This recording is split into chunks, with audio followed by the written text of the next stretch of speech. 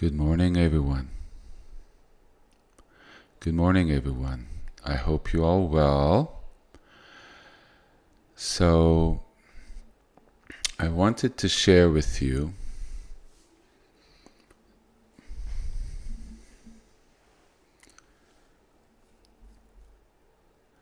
something that came to me a couple days ago when I was sitting in a very open space in nature.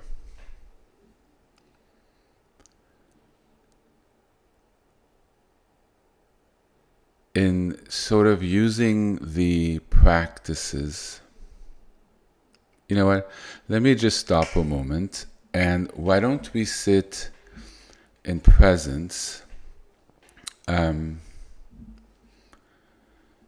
There's a disturbance of someone I'm taking care of right now, and it sort of threw off my energy.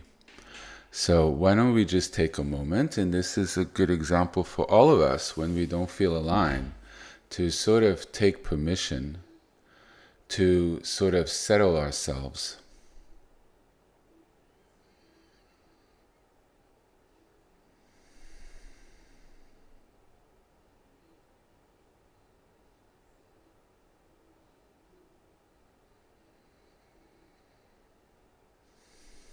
We take inhale through our nose, and we exhale.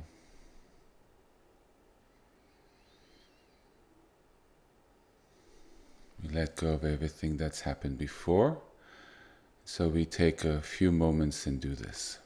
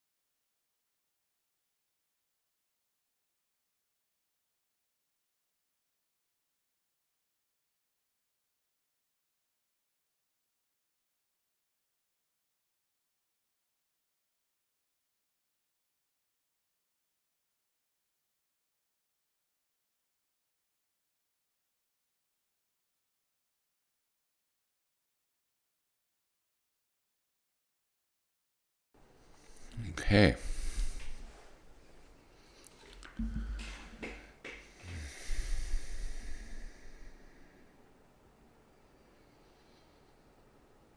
In the stillness, we find one's center.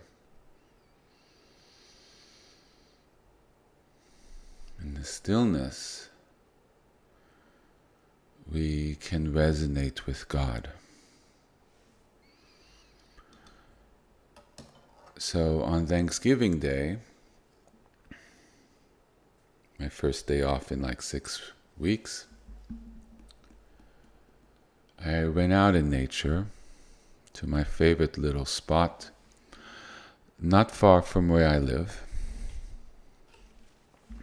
And I made myself spacious, like I've been teaching, finding that inner calm. And then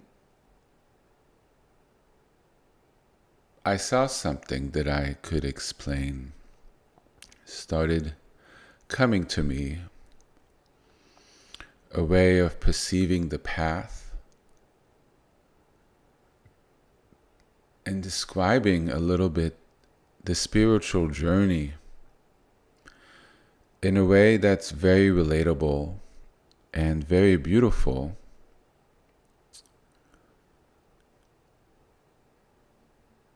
And sort of was right in time with what I've been trying to explain over the last couple weeks. And it just flowed.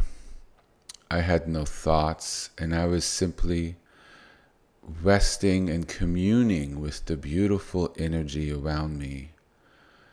And I consider the energy of nature being very divine.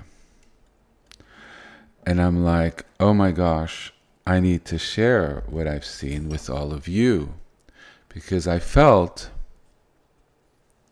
what I was seeing was meant for all of you.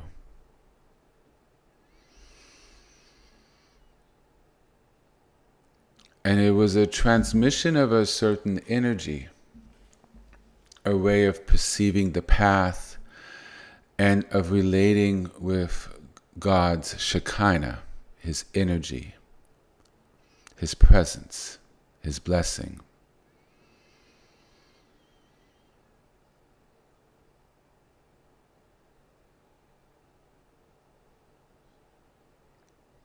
And as time passed, the couple days since then, things have occurred, including a migraine, and I felt a little disconnected from that vision, that sort of transmission of that energy I wished to convey. So all of last night I was praying, and in my sleep, going through of what I would like to share and how I would like to share it. And with that intent, I was able to reconnect.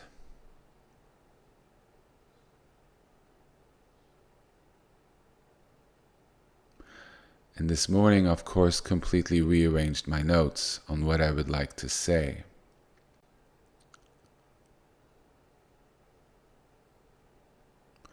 When we embark on the spiritual path, we feel that we need to build something that doesn't exist sometimes, or we feel we need to repair what already exists. And that's very much the journey. In a way, we're building our temple. We're building our cathedral. We're building our inner synagogue.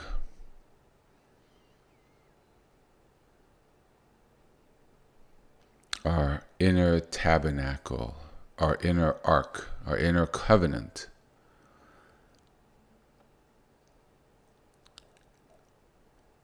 But often we don't realize it.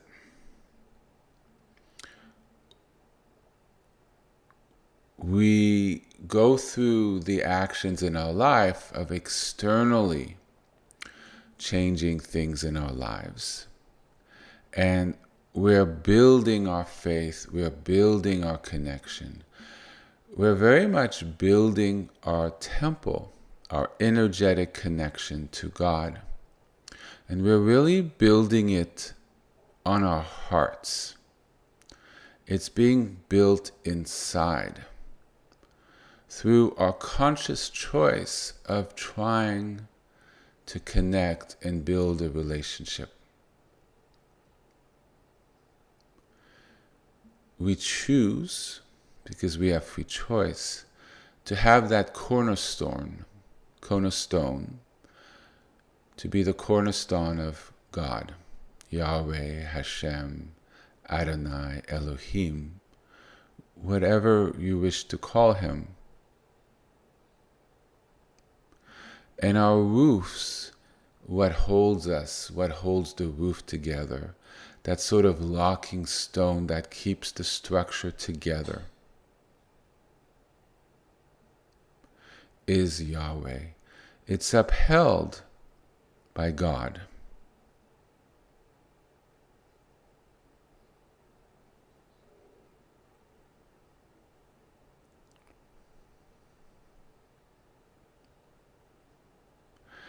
And as you build it, you go through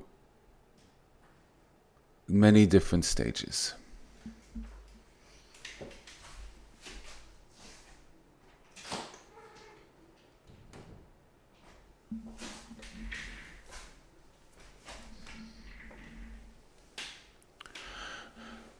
When we begin,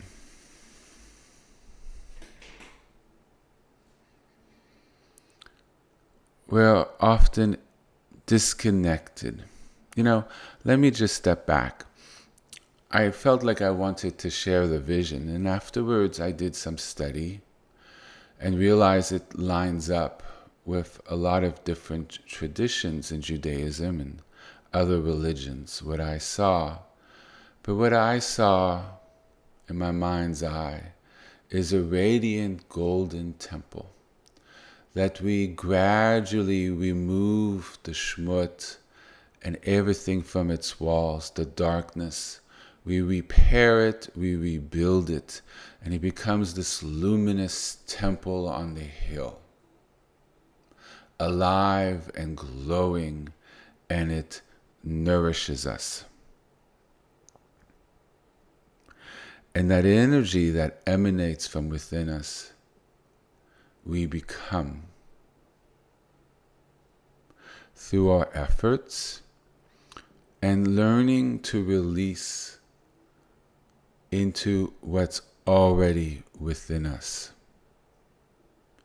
And we realize there was really nothing to build, because that temple always existed deeply within us. That 24-karat gold stone under our house is very much, an analogy I gave a while back, is very much at the corner and center of our very being. At the very essence of our soul and our hearts is that temple. But we repair ourselves, we heal ourselves, and our resonance with that temple grows stronger. And that evening, when I came home, I looked on the news. And what did it show?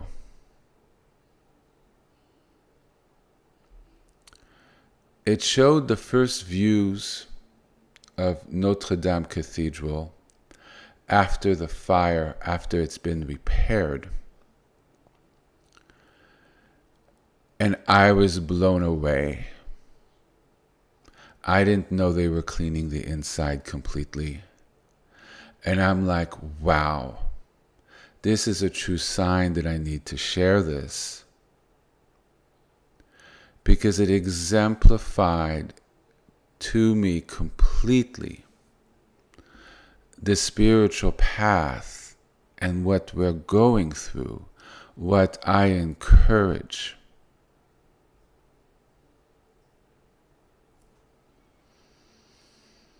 As a Frenchman, I've been in Notre Dame many times because it's the center really of a deep French culture.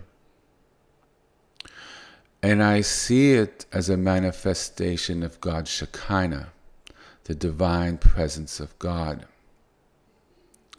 Some may view it surprising that Notre Dame holds the Shekinah of Yahweh, given that it's a Christian cathedral. But I want to say it's important to remember that many elements of Christianity have their roots in Judaism.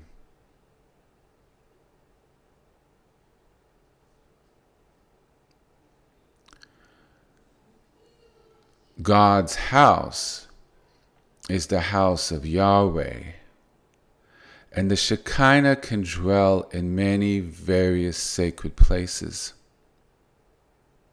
including those that come from the shared heritage that have emerged from Judaism and share a similar heritage. And it's a reminder that the divine can be found in many places, enriching our inner lives. So I wanted to say that to sort of share how this relates to these teachings. When we begin the spiritual path, if you look on your screen, this is before the cleaning, there is a lot of dirt on our walls, our inability to relate and live life in a way we ought to. And in this outer level, we view ourselves disconnected from our inner spiritual core. We feel that we need to build a cathedral, build a temple. And we start from this outermost level where we believe there's a separation from God. We feel we need to build something. And in a way we do. By walking the path, we build our connection. Yes. We feel we need to build a connection, but we don't realize we're already connected. And as we begin to build it, and we connect more with our inner heart, we sort of unknowingly work on our connection to the Shekinah within. And the process feels like we're constructing a personal temple. But what's really happening is an awakening of our internal connection to God. And we start moving inward. God is less seen as being outside of ourselves, but as an energy we're able to connect with. And we start having a sense of it being within us. And we start draining out the gunk and negativity, and we start clearing our inner temple to make more room for the divine resonance, living with the awareness of God's presence in every aspect of our life. And every aspect of our life deeply begins to emphasize in ever deeper ways the mitzvot, his commandments on ethical living, prayer, good actions, and clearing out our bad motivations, our conduct that we shouldn't do, releasing thoughts that shouldn't manifest, clearing out all that imperfection and darkness, clearing and cleaning. And so our cathedral, a place that houses God's Shekinah, is there beneath the schmutz, the darkness, the centuries of overlay of our culture, of our parents, of our youth, all of which covers the walls of what glows underneath. So if you look at the pictures, centuries of accumulation.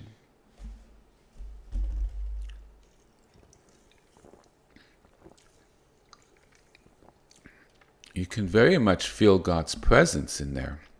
One of the greatest architectural gems that humanity has ever built. Right? And then disaster strikes.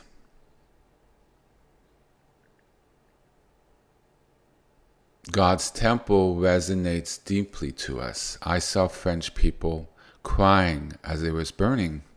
And thinking of it, tears come to my eyes. Because God's temple, or representative of one of God's resting places, external to us, because you could feel the presence. And why can we feel it? Because it resonates in something within us. That connection. And within us, sometimes we do feel broken, that our ceiling has collapsed. We feel burnt by life. We feel that the stones and walls and embers, and we feel that we may completely collapse. It was said if the fire had burned for 30 minutes longer, all the walls would have collapsed, and this would be no more.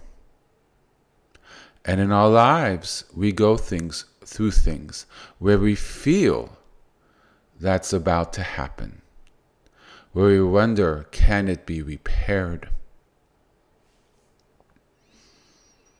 And the accumulation just seems so much. But we begin to realize that it can.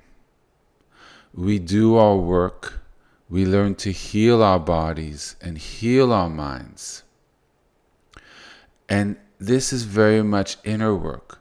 We repair our path.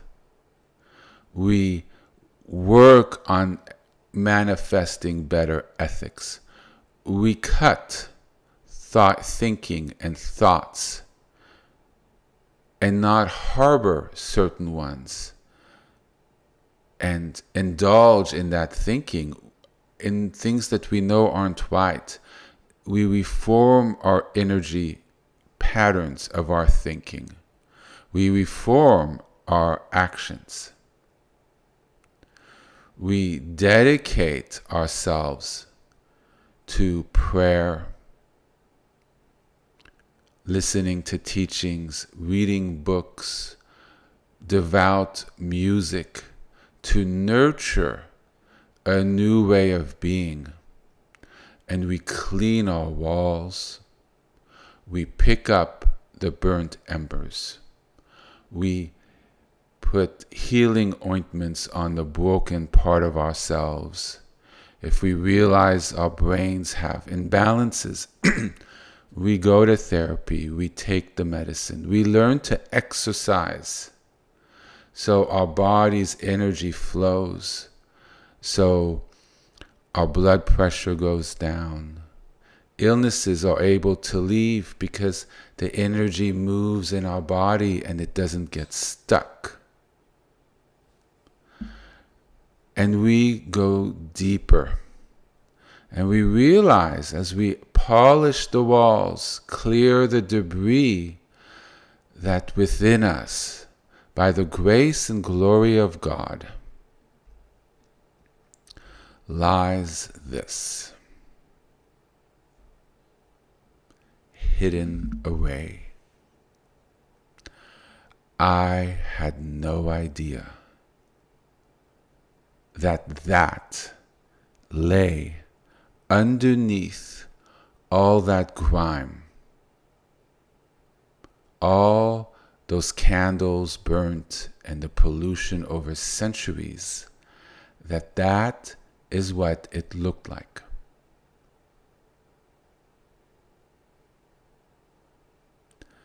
when I look at that image, it is apparent to me that the Shekinah of God is present there. And that is our inner temple. When we take out the soap and we work on ourselves, that is at very much the core of ourselves.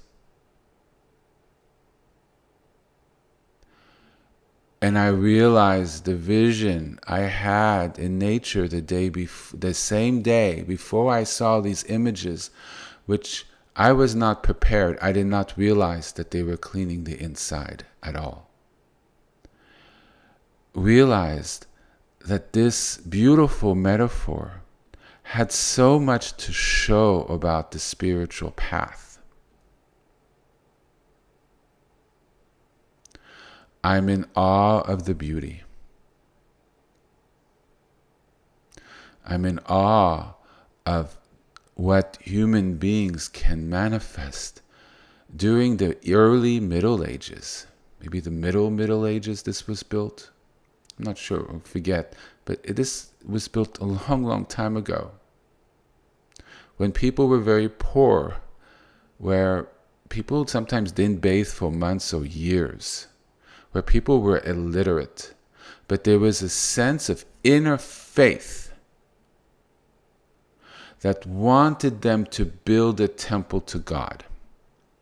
Christian nation, so it's a Christian temple. But nevertheless, the aspiration to connect with God is such within us that in an age where there was lack of food, really no medicine, where there was really no hygiene, where there was a lot of wars and the Black Plague, in a very dark middle time of our history, which we called the Dark Ages, the spirit, the connection to God's inner temple that lives within, caused people to want to build an outer temple that looked like what we are looking at, because this is revealed. And if you look at the naves, the ceilings, the stone in the middle, if you could see it, are the capstones. It bears all the stresses from the walls. Without them, the walls of the cathedral would collapse on themselves. And I view that stone that anchors in one focal point all the stress of that ceiling which holds up the walls as Yahweh. He holds us together. He keeps us upright. He's at the very, very core of our inner cathedral. And as we do our work, we realize that we have a cathedral of God within us. And as our inner energy is cleared, it's like this magnificent pipe organ in front of us. It's the grime and the inability of the energy in those pipes to flow properly is cleared and clean and repaired, and then the sounds that come out. The sounds in the key of Ah, the first letter in the alphabet in many traditions. This is very much the process of the spiritual path. And today, when we feel more disconnected from the inner presence of God, when we see images like that, they nurture us and give us a luminous example. And it helps us connect deeper to what lies within. In a way, the devotion of those in the Middle Ages is sort of the opposite of us. They didn't have external things as much. They built them. We have the grace of what they built, which honestly, we would never build this today. There isn't the motivation to build it. It nurtures us to go deeper and connect it within ourselves, which is what they had. But our desire to reconnect with the divine made the French people and people around the world who contributed to invest $1 billion, 1 billion with a B, privately funded to repair and clean, because the desire to touch the divine is still present on this planet, to honor the sacred places that are outside of us, because we have that desire in us to connect with it in a deeper way. To clean our inner temple, our inner cathedral.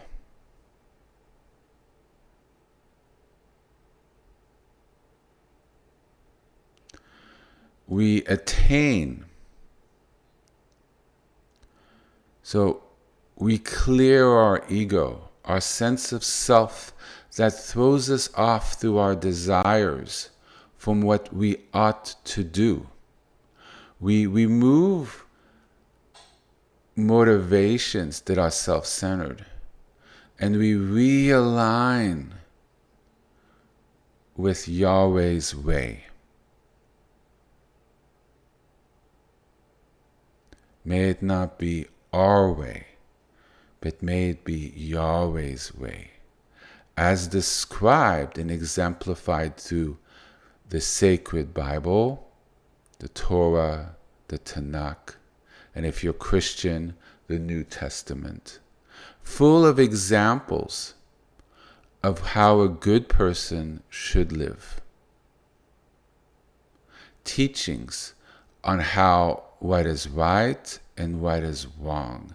And as we learn to deepen our understanding and actions and living in that way, we are taking a sponge to our walls. We are taking the rocks out. We are repairing the roof in a very metaphorical way.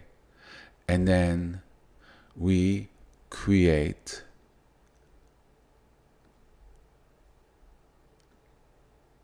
this.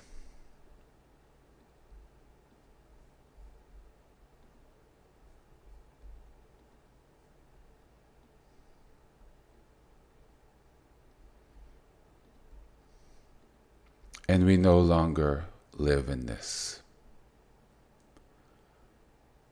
Low vibrational illness, anger, resentment,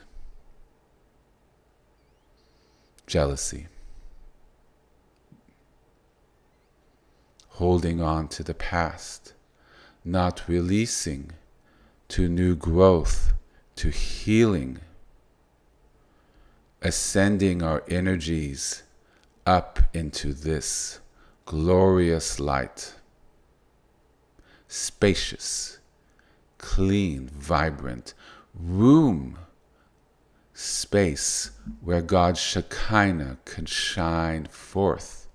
And we begin to realize we didn't build it. We merely uncovered what was always within us. But it took a while for us to feel that within us. We had to think we were building a connection. But we come to realize we were always connected. We always had that heart connection.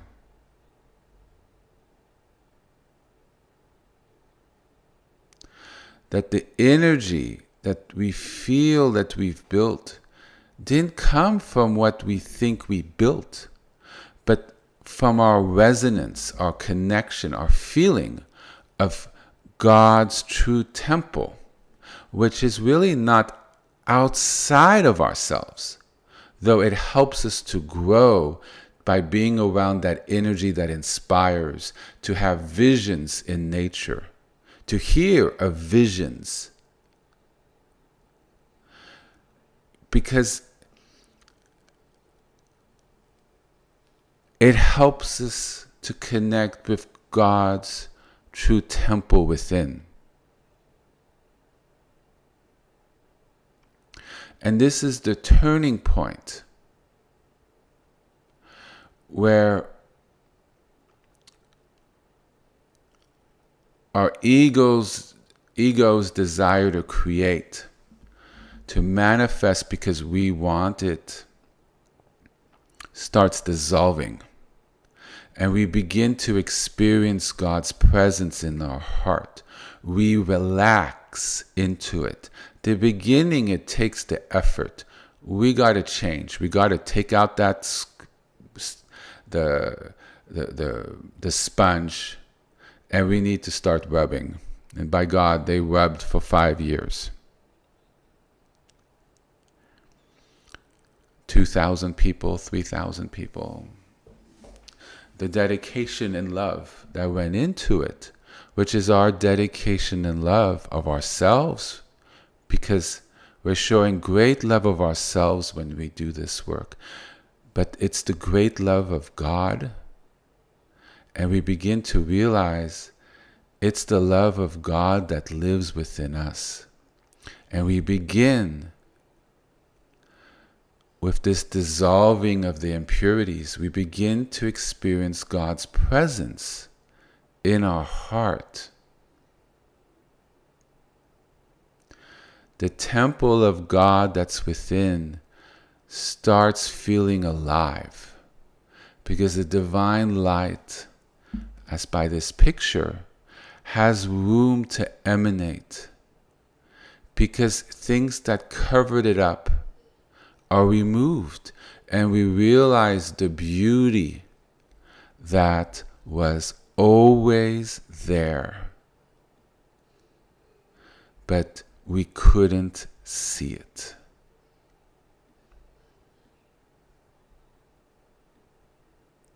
The light, the spaciousness, the intricate aspects that were just lost because they were buried. And we realize at the very core, God's presence was very much, how do I get this to do this? One moment.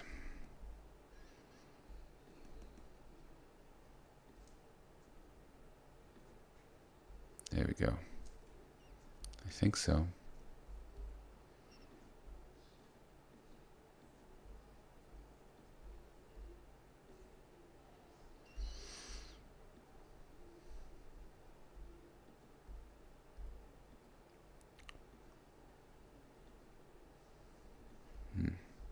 Trying to show something with one of these pictures and program's not cooperating.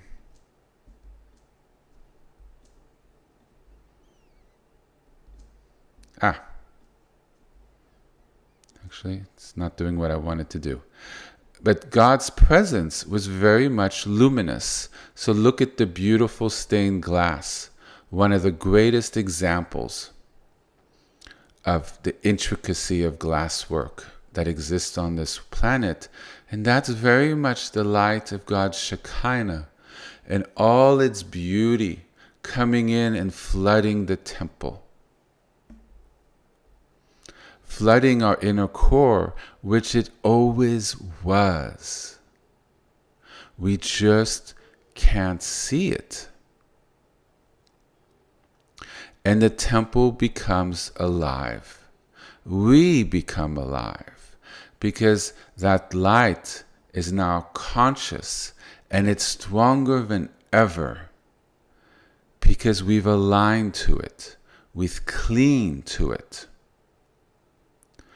And we have an ongoing practice of connecting with Yahweh through prayer, meditation, study, and ethical living.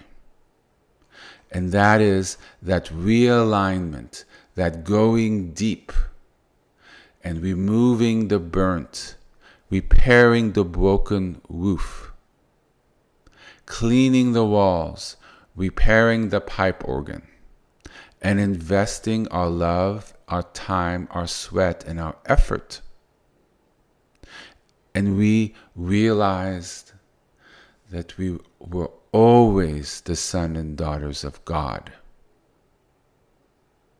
And He was always in us, even if we didn't feel Him. And we increasingly live in a divine alignment. And our actions and spiritual growth have built a vessel within us to receive God's light. But that vessel with God's light was always there. But now the pipe is really open. And with our increased connection, it floods in us. Our vibration increases. We don't feel a trickle, but we feel a flood of it. And at this point, with this deeper heart connection, it's really the pivotal point where we shift from a self-driven effort to really recognizing that divine connection, and we can let go into it. Let go into that river, and it can carry us to deeper truths and greater unity with the divine, with God. And it's really a journey from illusion.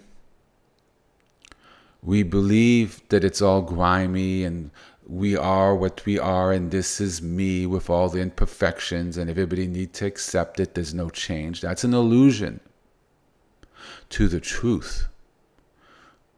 We are manifestations of the divine that's here, and we have a purity and a high vibration that we can manifest. We go from an ego that's impure to a divine unity, to a manifestation that's greater than ourselves. And we feel God's presence. And we realized there was never a temple to be built. But what we needed to do was to dissolve our separation from our connection to the infinite, which is God. And the deepest level within ourselves is where the Shekinah lives.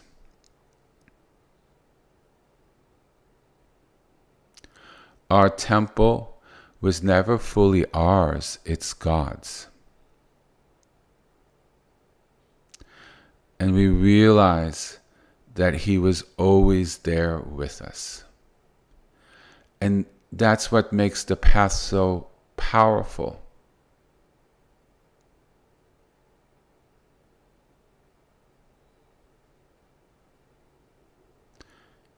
It's real because we're connected to it. We're not making something up. We don't have to build anything.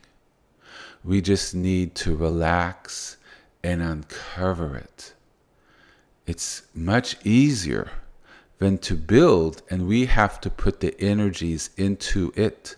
The energies are already here, pregnant, wanting to give, like a flower budding in a bigger flower. The core of ourselves is our inner sanctuary, similar to the Holy of Holies in the temple in Jerusalem that used to exist, where God's presence is most concentrated. Our path is not to create it, like I've said, but to reveal it. Where the concept of building a temple symbolizes the removing of the barriers, ego, sin, klipot, the shells of impurity that obscure our divine presence.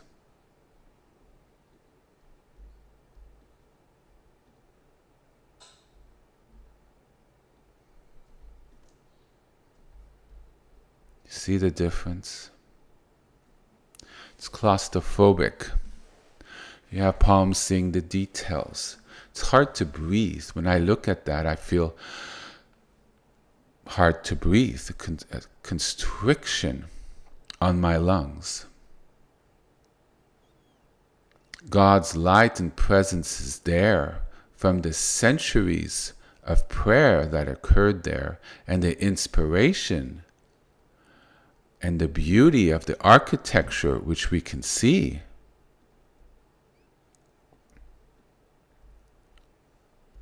But that doesn't replace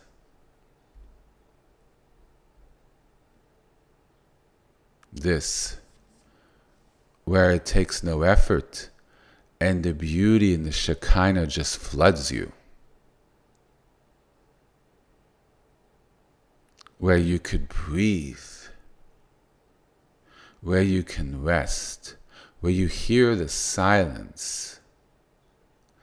That is the inner space we are trying to cultivate with these practices that I am sharing.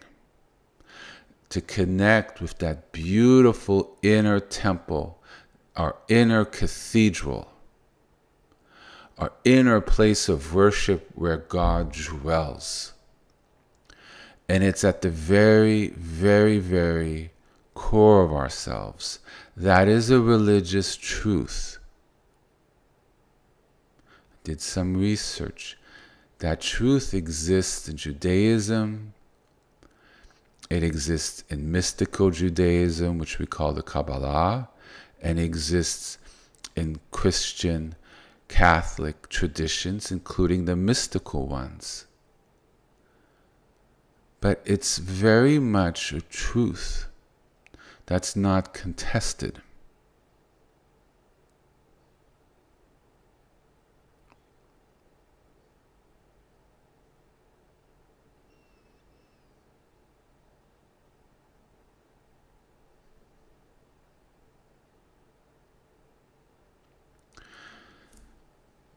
The Mishkan, the tabernacle in the Torah, is often seen as a metaphor for the human heart.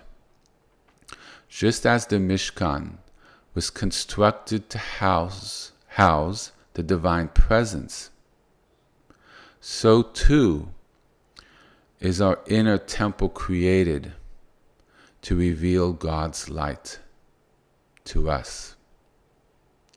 God impregnated us with His divine light to reveal Himself to us.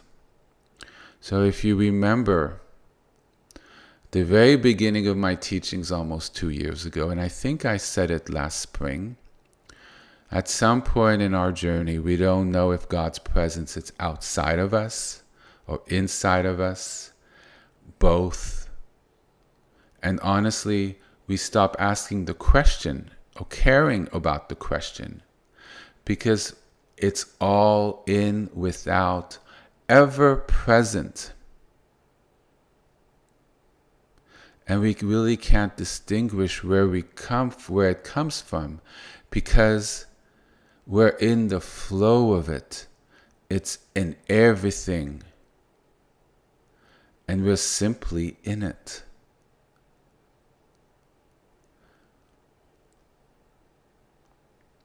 In the process of self-purification and alignment with God's will, really builds our cathedral of the soul. But the soul's essence was always divine. It was just what covered it that made us think we were not pure or perfect. And in a way, we weren't. But at our core, we were. And the spiritual path is to clean, to pray, to become aligned. So, this, what I'm showing, can be revealed.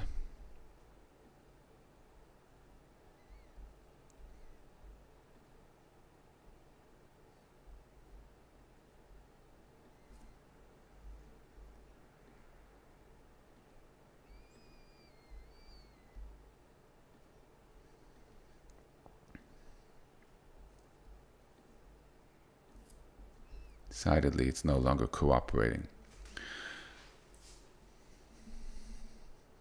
That is us, inside of us.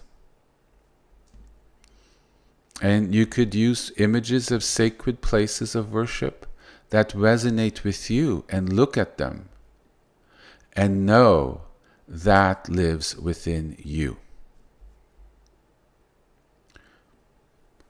When I was learning, I got bits and pieces of teachings like this. I had to put a lot of pieces together on my own, which has made me stronger now in my ability to communicate things in simple ways or sometimes more complicated ways, but to show how pieces fit. To understand that the cathedral of God and all its beauty lives within us points out a very sacred truth. And because you know it now, you don't have to fumble around for years to try to find it. Now you know. And hopefully it encourages you.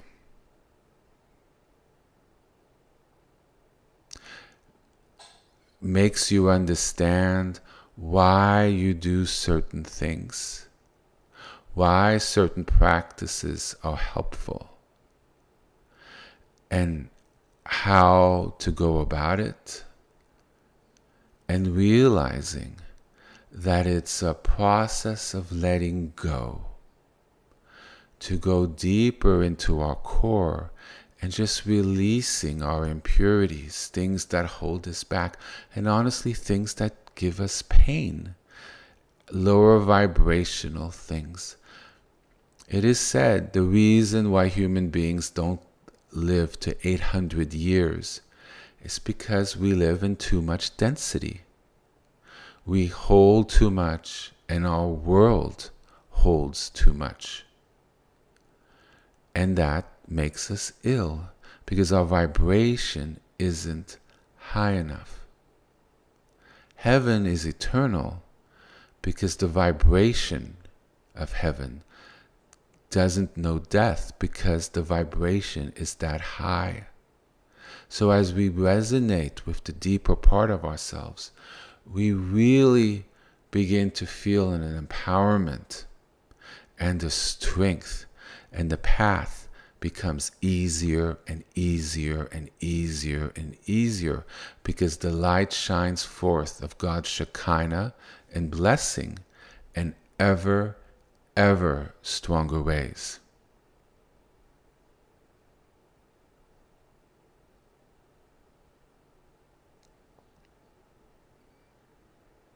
God's light has never truly left us. It is hidden, and our task is to uncover it. God asking us to live certain ways and obey His commandments isn't that God is a bossy or wishes to control us or is demanding or is a control freak. Those commandments and ethics helps bring us back into alignment to a factory setting that heals us, that causes us to let go of what covers our beautiful temple within, which is our ultimate source of healing and blessing, which ultimately is a reflection of heaven, which is a reflection of Eden, which is where we belong.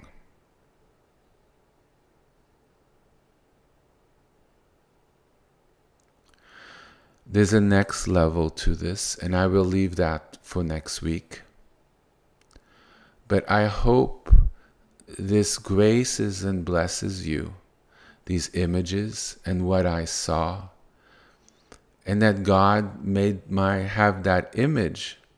And the same day these pictures were shown to the world, making it visually tangible what I was trying to explain, or would just explain with words. This is the essence of the path we walk. I pray that we may resonate in ever deeper ways to the beautiful, luminous, golden, full of light temple that resides within each and every single one of us. God permeates everything in existence, even the dark, broken temples. Everything on this planet lives in God. God is in everything, even the most broken or the most dark. Otherwise, it can't exist. This is why we could always turn back to Him, even at the 11th and a half hour on our deathbed, because we always have that connection, and God is always waiting for us to turn to that beautiful temple within us, or if we feel it's outside of us, and to say, I wish to connect with you. I wish to do better, and I wish to be in relationship with you. Because, like I've said many times, His mercy and forgiveness knows no bounds. Because at our core, we live today, right now, in God's temple. We just don't fully realize it.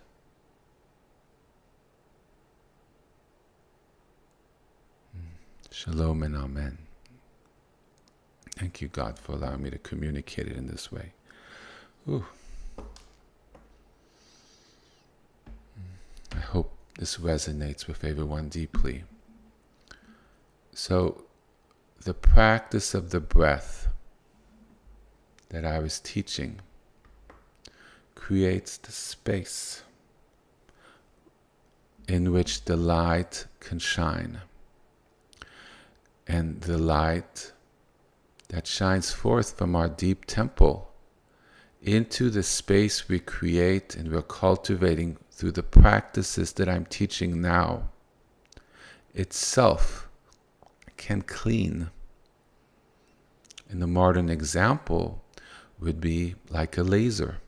That energy that we're able to start resonating with, that blessing and graces, cleans the stones, repairs the roof, picks up the stones in and of itself.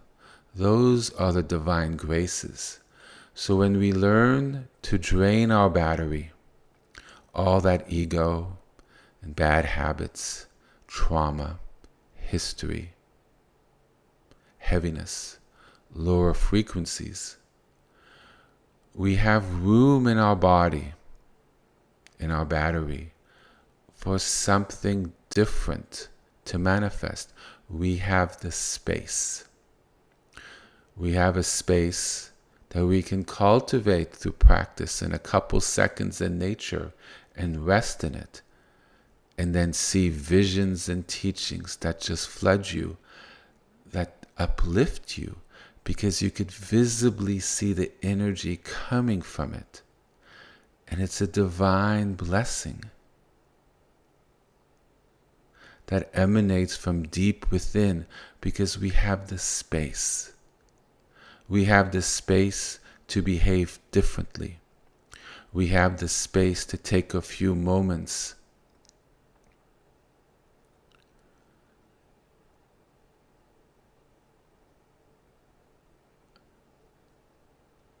to take that pause and choose a different way to react, to act and not react. A decision to take a moment to pray. A decision to take 15, 20, 30 or 40 minutes each day to cultivate that space, to do that weightlifting.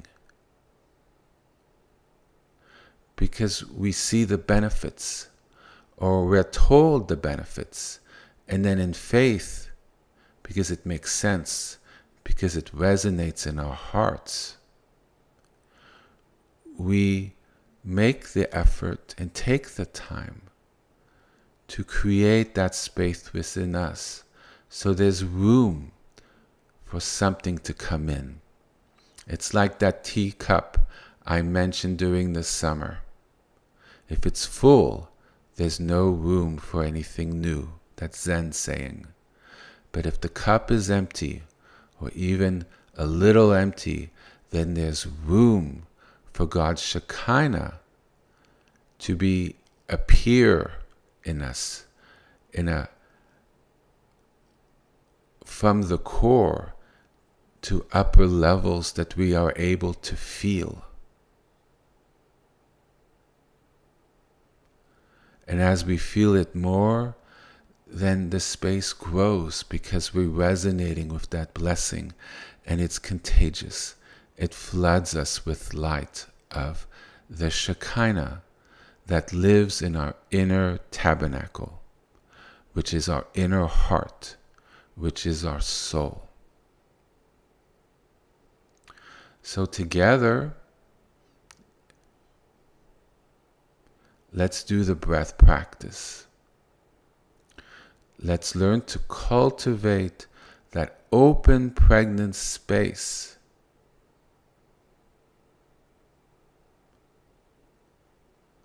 Learn to create the environment where our body can begin to release that charge, so we can sense God's presence within, and we can relate with it in ever deeper ways. And that, my dear friends, is the essence of the religious spiritual journey. Ultimately, we relax and release, because the gem, the 24-karat gold, the house of Yahweh, lives within us. So with the breath, and the techniques of working with the breath, is a powerful way to clear the stone, clear the debris, and change our lives. So if you move to your prayer space, or if you're seated like I am, it's fine being seated. And you can practice doing this while seated, which is a helpful practice to learn, because when you're at work and you need that moment before you know something's about to happen, you can actually do the breath practice while seated. And you learn this skill at home. So the feet should be, if you choose to do it this way, flat on the ground. And the legs should be at a 90-degree angle, and the back should be straight. And you should be leaning straight. So try not to lean forward, and you find the spot where the spine Sit comfortably. It's a very erect posture. If you're able to do it that way, if you're not able to be that erect, then you do it the best you can. And if your back hurts, you could lean back into the backrest. But try to move your sort of tukish all the way towards the back of the seat. Otherwise, you should sit in the middle of the seat with your back not touching the backrest. Because where there's that sensation, the energy will pool there. Ultimately, you want the energy to flow from your feet, up through your torso, through the top of your head. Ultimately. You'll all get there. It's our natural state. We relax and heal into that flow. And our tree of life flows. And our thoughts survive, go down. Our karma, our mitzvah, our ego is purified. And the Shekinah shines forth. And we bear beautiful fruit. We have our hands, palms down, sort of on our legs. How close to the knee, to the pelvis? It's sort of halfway, but depending on the proportions of your arms, it could be closer to the knee. Today, it's a little closer to the knee for me. It could change from day to day. You do it where it feels aligned. When you find that spot, and there is a spot, and it could change from day to day, you will feel a relaxation when you find that spot. It's like having the hands together at fingertips. There's a spot with the angle of the hands where you feel that release inside, that inner space has been unlocked. Some of the tension has been released. And that is sort of the ground zero of that pregnant inner space. And if you're able to find the spot, then your energy in your body is focused on that spot. And you could feel the inherent openness. And at the beginning, it's subtle. But as you do the practice more and more, it's easy to spot, and you could find it in 1/2 of 1 second, because it literally emanates through your whole body. But it's something you cultivate. It's something you work towards. It's part of the path, part of the cleaning of our temple. So you find that space, right? Yes? Right? Relax. You close your eyes. This is inner work. When you work within your body, your eyes are closed. Most of the mind's energy go through the eyes. So when you close your eyes, the mind likes to focus on something, right? It turns inwards through the ears. That's external, but a lot of it is how you feel in your body. Do you see? And where your awareness is where the energy is. And as we're trying to purify and clean our body, it's very important that our awareness rests within, because that's what we're activating. Yes?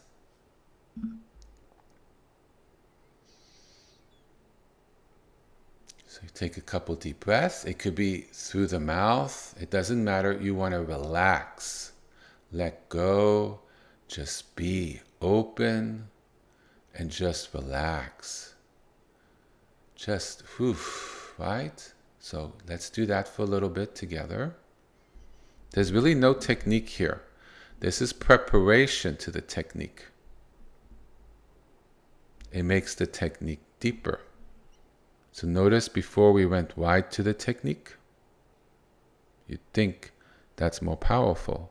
But no, if you clean off and relax, you're already at a deeper level when you do the technique. See that? This is why it's important to do the practices a couple times a week between when I teach, so you have that practice as we deepen. And then you unlock deeper and deeper levels of the inner space. Relax, take a couple breaths.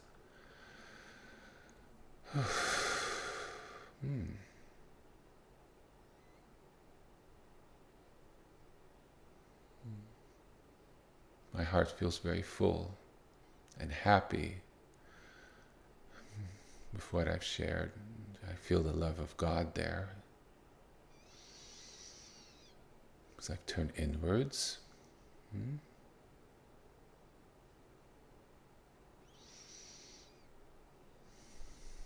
Now I've switched to some gentle breaths to the nose. Normal breaths as I relax. Connect within.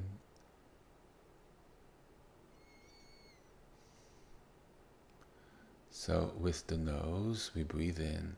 Now let's remember the exhale. It's a more of an inner exhale. So there's an exhale that's like straight, right? But you learn a more yogic exhale, which is a little deeper exhale. It's more like, it's hard for me to describe how to do it. It's slower, but you're trying to, it's cultivated more from the inside. You don't want the super highway of air leaving the nose. You kind of want the air to leave through the sides of the nose. It's a deeper exhale that really moves inner energy from inside the body out through the nose. So here's a super highway exhale. This is how we normally breathe. Right? Right? And this is more of what we're looking for.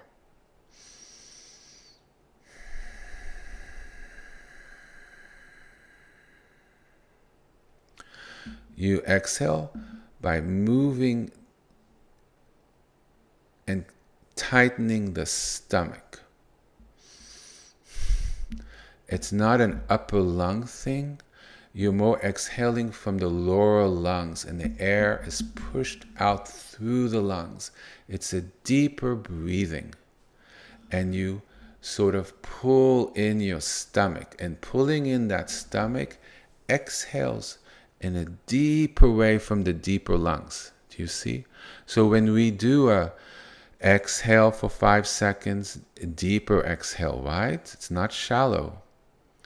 And then an inhale for 5 seconds. We fill up our lungs in a deeper way than we normally do. Our breathing goes deeper into ourselves. And the exhale exhales from a deeper part of ourselves. Do you see? And this is how we clear through the breath. Working with the breath is extremely powerful and effective, which is why I teach it. I don't mess around. We don't have time for that, right? So it's a deeper breathing. It's deeper inhale and a deeper exhale. And we hold it for a couple seconds on either side. It creates that open space. But right now we're starting gentle and easy. But do you notice how this is already the next level from what I taught over the last 2 weeks? Right? But easy and gentle as we start cleaning the walls. Yes? So, couple breaths, line up, relax, position of the hands. Try to find that inner space.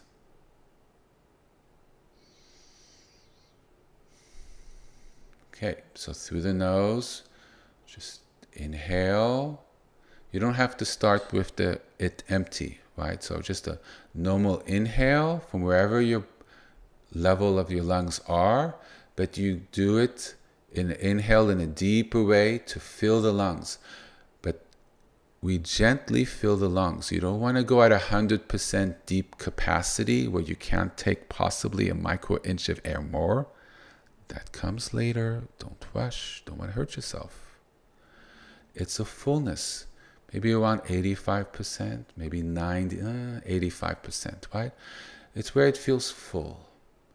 More than normal, and you feel the pressure against the walls of the chest, but you're not overdoing it. And the exhale is a good exhale, but you're not squeezing out every single last drop of oxygen in your lungs. Again, next level, don't rush it. Don't run into the spring, okay? We working up to it. It's slowly, believe me, this is highly effective. Especially if you're new to this. You clear slowly. You don't throw bleach on your walls. Just lightly moving, and soon it will be clean. And as you remove more, you could remove and go deeper, but it takes time. Yes? So, align, hands.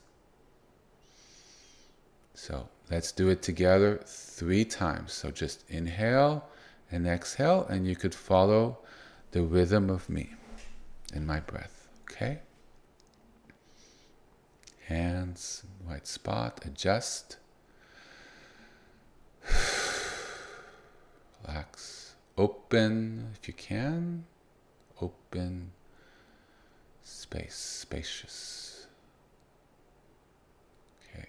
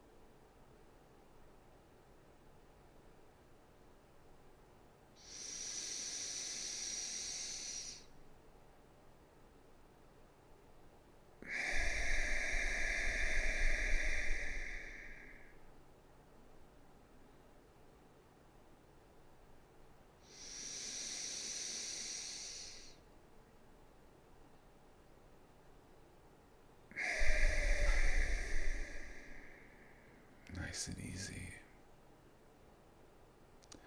I might have gone a little hard. I feel a little dizzy.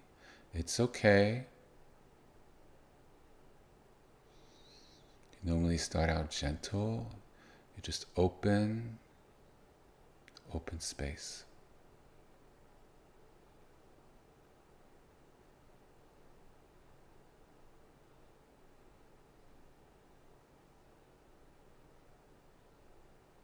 You can feel the energy moving.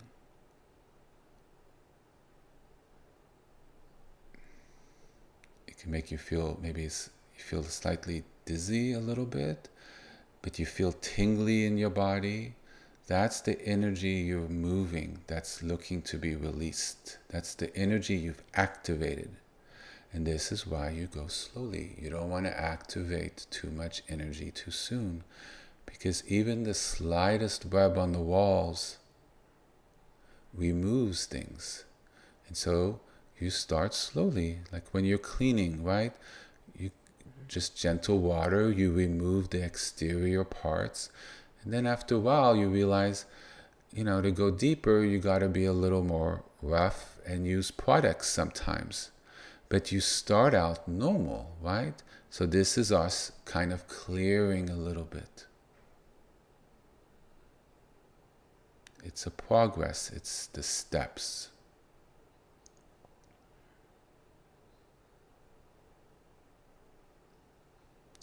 There's a saying in the East.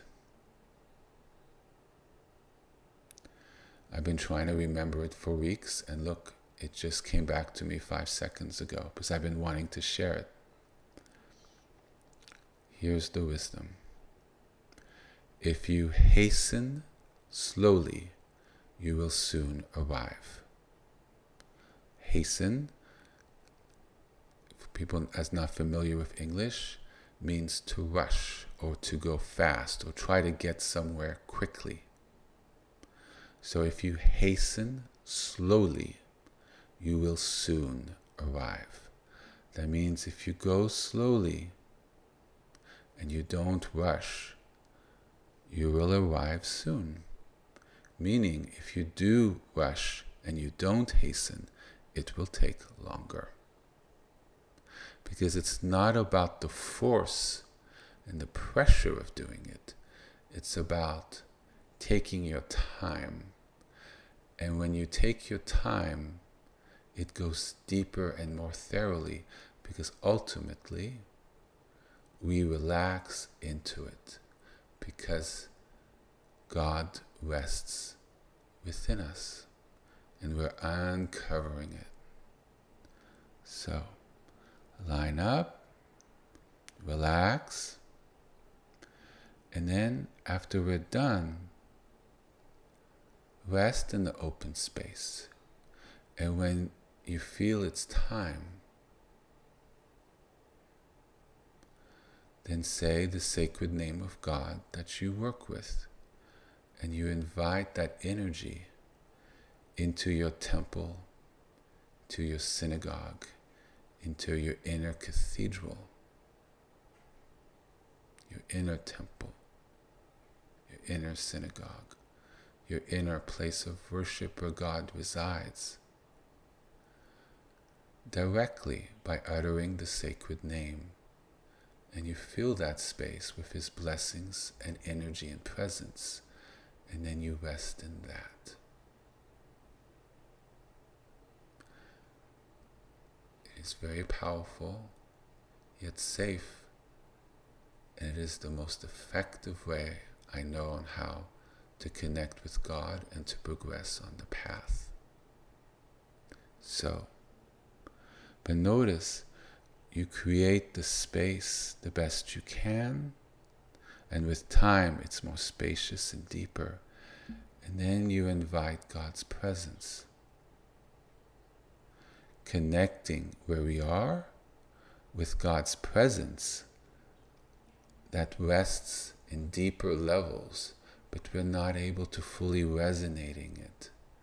And by cultivating it at the level we are, and it already exists deep within, we bridge the divide, and the connection between the two becomes stronger. And one day, we're actually living in the lowest level, ultimately. Or the flow is such that we're living in that river of divine blessing, because we've bridged where we are and what we could resonate with to where God is, and that's all within us. So ultimately, we don't have to find God outside of us, but praying at a beach, praying in nature, praying in a calm place, praying in a sacred place where we feel God's Shekinah, helps us connect with that energy where we are. So that energy that's within us resonates with that, and we get a taste, a feeling. And with time, we're able to rest there in longer periods of time, to the point eventually it's every second of every day, because we've grown in closer union with Him.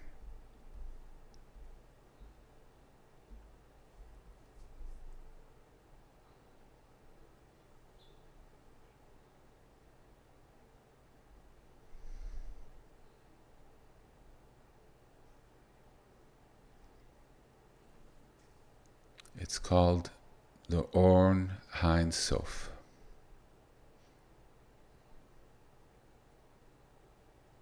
And the Div Kut, where we cleave to God.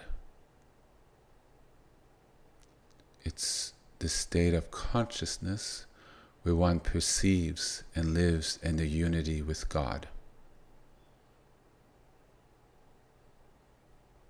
It's a form of enlightenment. A profound state of divine connection and unity with the divine. A person transcends the illusion of separation between us and God and becomes fully aware of God's presence in everything. And often it's associated with joy, clarity, and feeling an alignment of one's soul with the divine will. It's the culmination of our spiritual work. It's where the ego dissolves and one experiences the infinite divine light. And by doing this practice, we work in an energetic, physical way of connecting with that, because that lives within us at one level, but is beyond us. And it's beyond all explanation. It's beyond the Shekinah that manifests to us. It's all pervading in everything. And it's connected to us. And it's in all the levels that I've described. And that's the sacred truth. Divinity is everywhere. Yahweh is in everything. And by working with the breath, as I'm showing, we are resonating at the different levels of our heart, the different levels of states of religious consciousness and of being. And we emanate from what's deep within, clearing it, opening to it, and then we feel it. And then our walls, like the picture in front of you, are clear.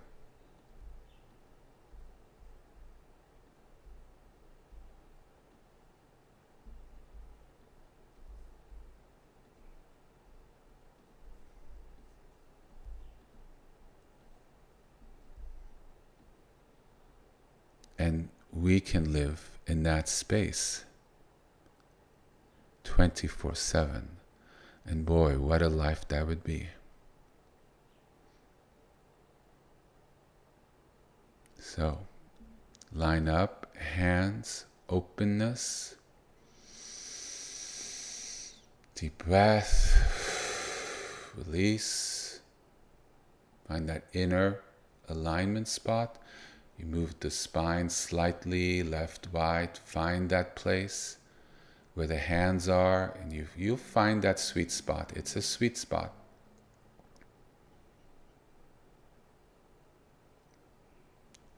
Open. Let go. All right, the breath.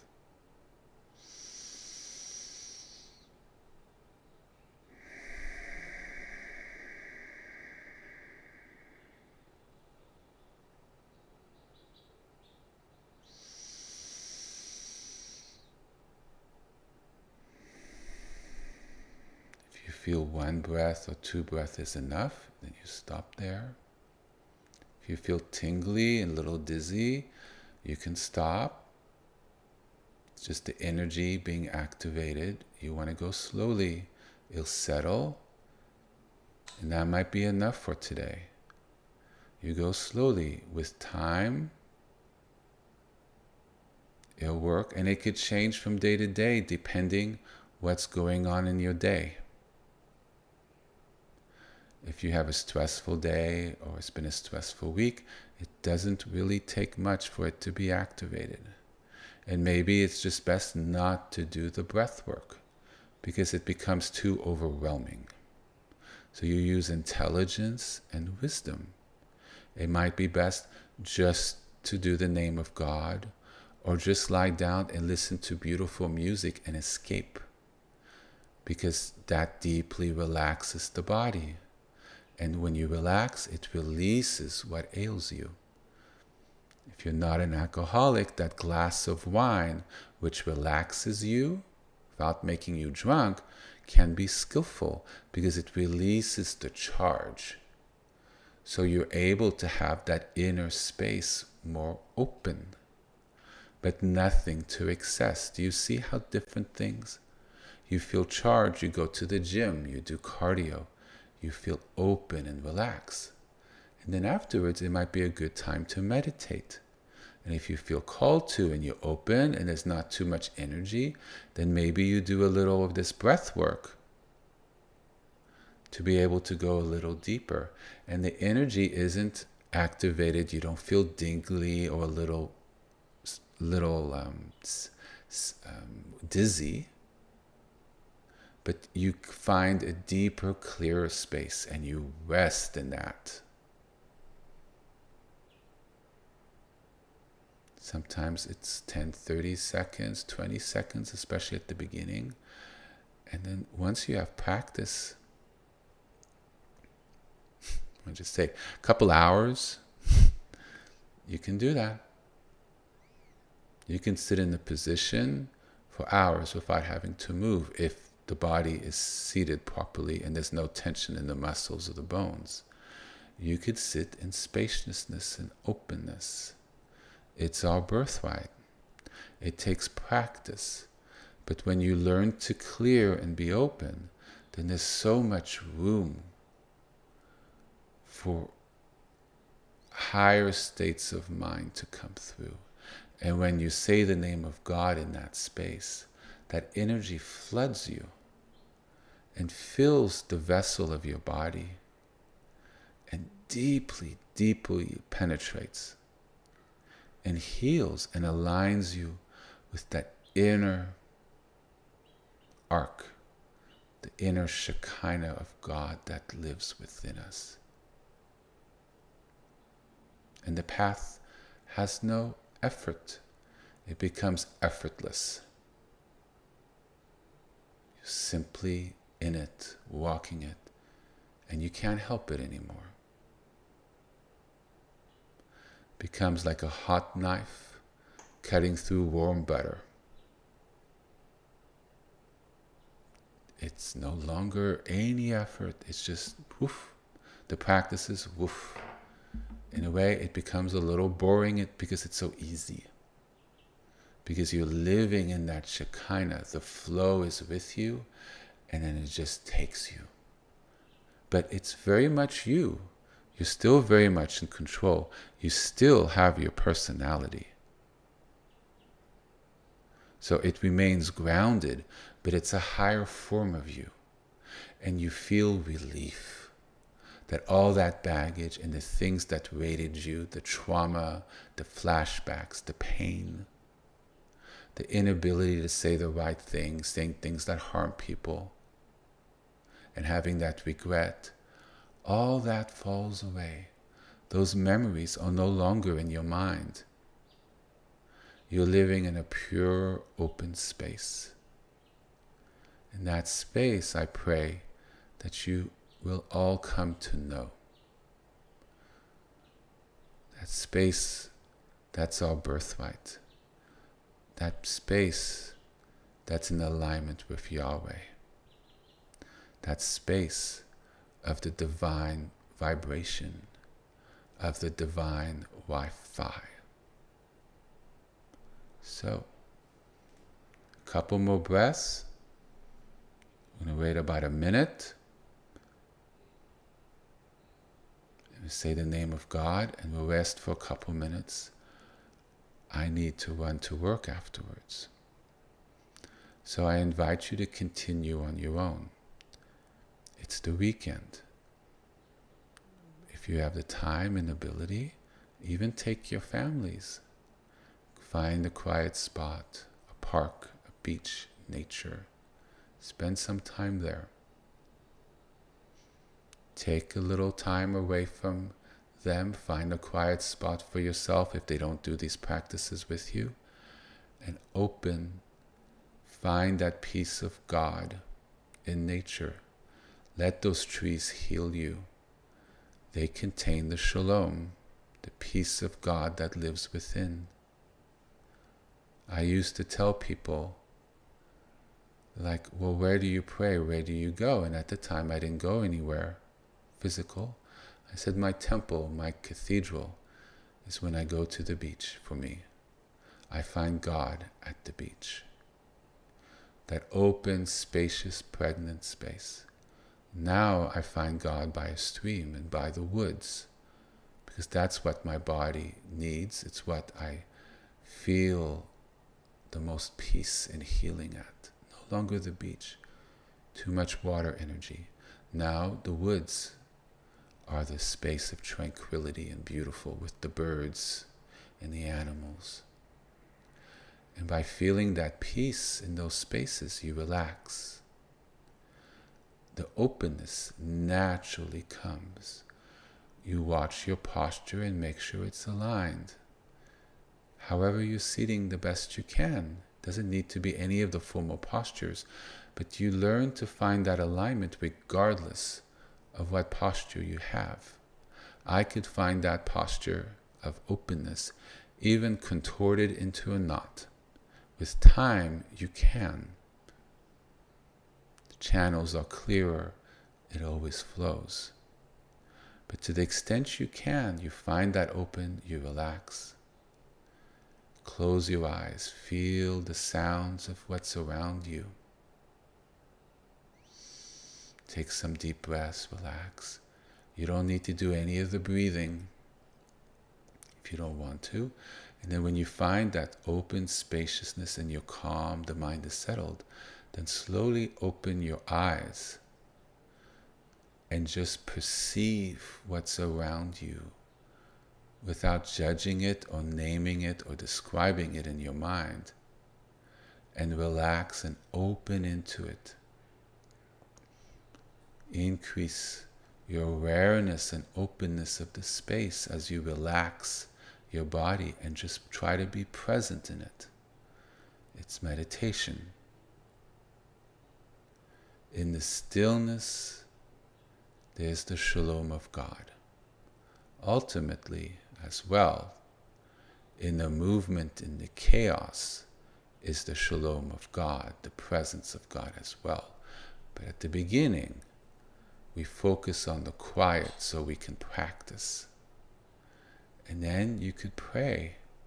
You can call in the name of God. But you will find, you will leave that space calmer, more healed, and more centered, because you've touched in with that inner temple within. Yes, my friends? So we're going to do it together. A minute or two, you say the name of God. I will say Yahweh. And then you can say the name. We will rest together for a minute or two. And then I will say goodbye. And then hopefully you'll continue a little while on yourself and consider going off in nature this afternoon. Check out from society and our cell phones and the noise. Find a place where hopefully there's no other human beings or very few, and that is quiet. And find God there. All right, line up, center. Breathe in through the nose. Let's do this.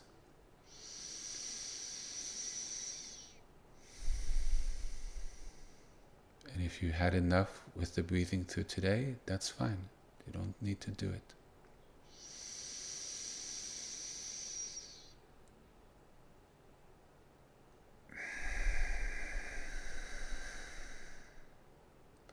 Remember to exhale by bringing in the stomach, pushing out the air from the bottom of the lungs upwards.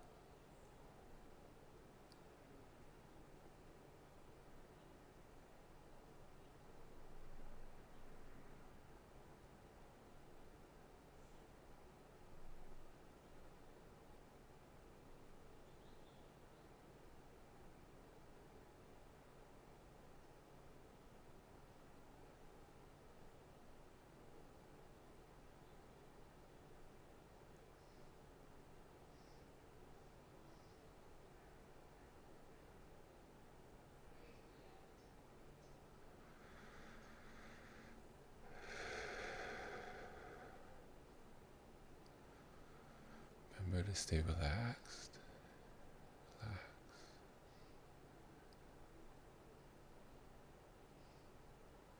Yahweh, Yahweh.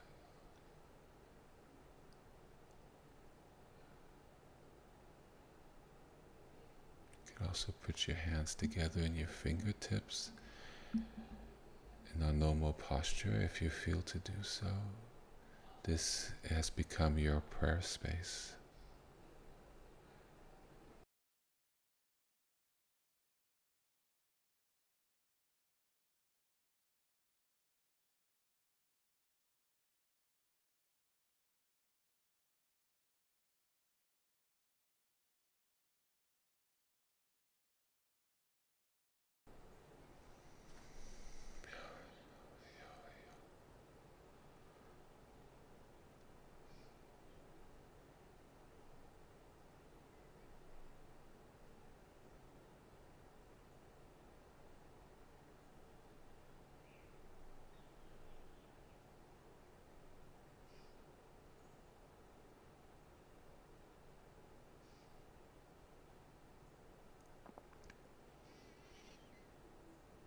It's always an honor and the highlight of my week to connect with you all and to pray with you. It is a deep honor, and I love it. May the God of all, Yahweh Elohim, be with us, in our families, in our world forever. Be with us particularly today as we work to connect with you, dear Lord. Be with us, guide us, heal us, help us to feel the presence of you that resides deep within us, the temple that is at the core of our heart, the core of our being. Be with us, O Lord. Amen. Please continue, and I so look forward to being with you all next week.